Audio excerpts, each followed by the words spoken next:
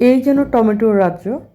এই টমেটোর ফুল সিজনে যদি এই টমেটোটাকে কাজে না লাগাতে পারেন তাহলে কিন্তু আপনার সারা বছর হাজার হাজার টাকা খরচ করতে পারবে।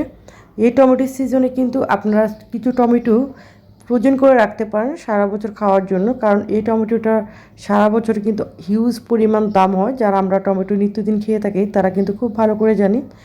এই টমেটোকে আপনারা সস বানিয়ে রাখতে পারেন, নর্মাল সস বানিয়ে নিতে পারেন অথবা চিলি সস বানিয়ে নিতে পারেন, বিভিন্ন রকমের সস বানিয়ে নিতে পারেন। এখানে কিন্তু আমি একটা সসের রেসিপি দিয়েছি আমার ইউটিউব চ্যানেলে।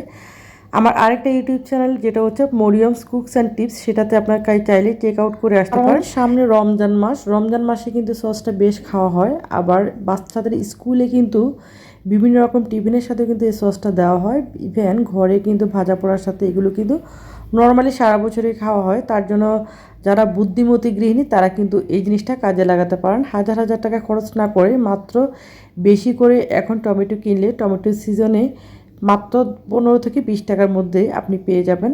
অনেক হিউজ পরিমাণ টমেটো কিনে আপনি এভাবে করে রাখতে পারেন। তো এখানে আমি সসটা বানিয়ে নিয়েছি। দেখুন আমার মতো কে কে এই সিজনটাকে কাজে লাগান অবশ্যই কমেন্টস করবেন।